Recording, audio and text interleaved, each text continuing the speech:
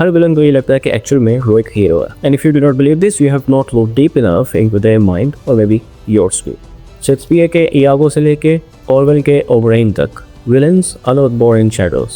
They live and they are forged in the same light as the heroes of the story. So अगर दोनों के circumstances same होते हैं तो why the difference in the outcomes? इस video में हम उस difference को देखेंगे। I'm Sanavi and in this video let's explore the psychology of literature villains.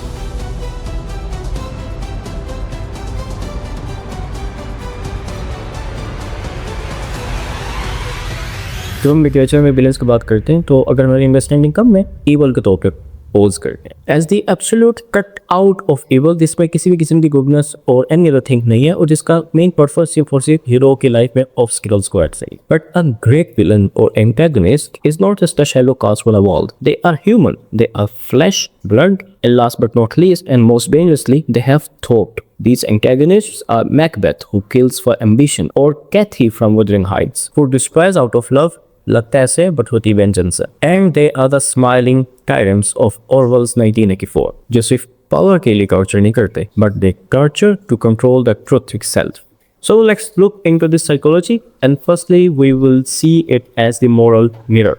Doctor T Singh अपनी किताब the history of English literature में मेरे रिमाइंड कराते हैं that literature is the record of man's struggle with life. So villains भी कोई exception नहीं है, उनके भी स्ट्रगल्स होती हैं and more often than not their struggle is in the most love form possible. इसलिए के यादों की एग्जांपल लेते हैं, वो कोई केओस मशीन नहीं है, वो एक केयरफुल साइकोलॉजिस्ट है। मोर इम्पोर्टेंटली उसको पता है उसने ओथेलो के साथ खेलना कैसे, उसको अपने पर्पस के लिए कैसे यूज करने हैं। And what is his motivation? It's resentment, It's pride, but not just any pride. It's wounded pride. And अगर हम निक्से को भी थोड़ा सा एक्सप्लोर करें तो it's his intoxicating will to power. So जब हम यादों को स्टडी कर रहे होते हैं तो we are sharing the manipulation itself. And that is why हमें अपनी modern politics के अंदर भी हर जगह पे यागो नजर आते हैं। People and politicians who weaponize truth, जो सच को एक weapon तौर पे यूज कर लें and then twist it to use it as per their case. ये था villains के लिए moral mirror. Now after this, secondly हम देखेंगे psychology का blueprint.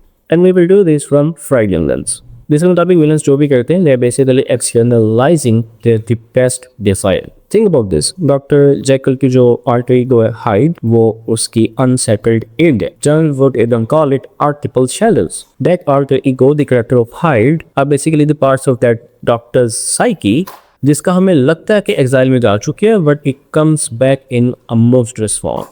एंड ये सिर्फ थ्योरी नहीं है, हमें साउथ एशियन लिटरेचर में भी इसका ग्लिम्स मिलता है इन उमराव जानदा में जो कॉर्टिजन्स हैं, जो मैनिपुलेटर्स हैं, इंडीड वो मोरली क्वेश्चनेबल है, indeed they are villainous in nature but they are a product of systematic injustice. वो जो भी जुल्म करते हैं, वो जो भी मैनिपुलेशन या क्रूरलिटी शो कर रहे हैं, that is often merely a survival tactic. My point is villains evil तो होते हैं बट ऐसा बहुत रेयर होता है कि इसको हम एब्सोल्यूट ट्रुथ कह सकें। वो उसी साइकोलॉजिकल आर्किटेक्चर का रिफ्लेक्शन होते हैं जिसे हम भी गुजरे होते हैं, but their moral mirror is sort of tilting. Now let's see कि इन कैरेक्टर्स की सिग्निफिकेंस क्या होती है। Basically how they act as the agents of change. And here's the truth. Sometimes the villain is necessary because ऐसे antagonist, ऐसे villains या ऐसी bad situations हमारी अपनी लाइफ्स में भी जरूरी होती हैं as a catalyst. So we can force ourselves to do something better and change our situation. Think about it. वो reality के बजाय Sherlock Holmes एक खट्टी इंसान होता, just an eccentric detective. But अगर इस लॉस में citing the character ना होता तो everything would just be.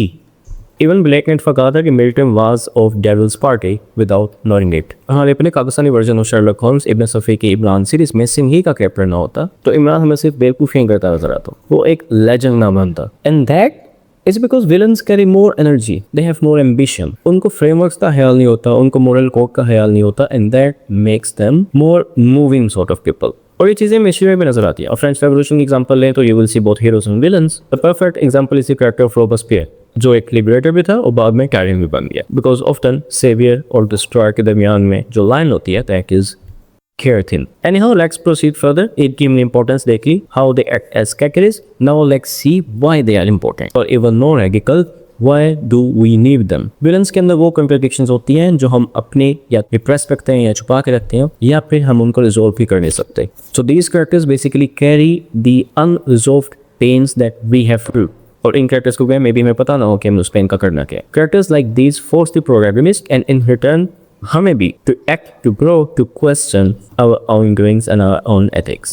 एक खतरे की बात अब होती है जब हम इन विलेंस को सिर्फ फेस वैल्यू से देखते हैं, जस्ट एवल, नो ह्यूमैनिटी। बिकॉज जब हम इनको इस तरह देखना शुरू कर देते हैं, जो हमारे अपने अंदर जो सीड्स ऑफ विलन बिहेवियर होते हैं, हम उनको रिकॉग्नाइज करना छोड़ देते हैं। एंड एज अ नेशन जब ऐसी इंट्रोस्पेक्शन रुकती है तो history repeats itself in the form of coups, censorships और maybe wars. To put it short, Aristotle ने कहा था कि एक विलन का काम सिर्फ हीरो को अपोज करना नहीं है। The actual job of the villain is to complete the moral geometry. और जब हम मोरल लेंस के बगैर विलन को देखना या परखना छोड़ दें, हम बेसिकली अपनी इंट्रोस्पेक्शन का तरीका छोड़ देते हैं। सो नेक्स्ट टाइम जब आपको नावल या बुक या एनी पीस ऑफ लिटरेचर पढ़ते हैं और आप किसी विलन के बारे में पढ़ रहे हैं, so stop treating them as merely evil. उनके ऊपर ये लेबल थोपने से पहले आस्क योरसेल्फ, अगर आपको सिचुएशन में होते तो आप क्या करते? What could you have been better? इसी तरह के पर्सन हमें हेल्प करते हैं कि हम लिटरेचर को प्योरली फॉर एंटरटेनमेंट छोड़ दें and treat them more like revelation. And if this video was helpful to you in any sort, thank you so much. और आप चाहते हैं मैं किसी एक विलन को पर्टिकुलरली पकड़ूं और उसकी साइकोलॉजिकल एलिमेंट्स को डाइसेक्ट करूं,